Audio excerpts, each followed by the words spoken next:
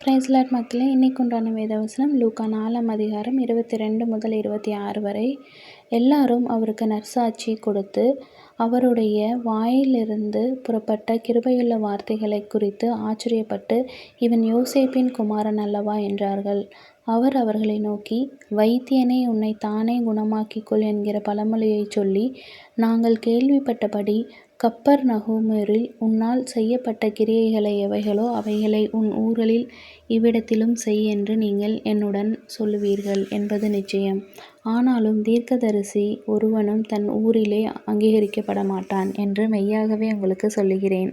அன்றியும் எலியாவின் நாட்களிலே 3 வருஷம் 6 மாதமும் வானம் அடைபட்டு தேசமெங்கும் மிகுந்த பஞ்சம் உண்டாயிருந்தபோது இஸ்ரவேலருக்கு அநேகம் விதவைகள் இருந்தார்கள்.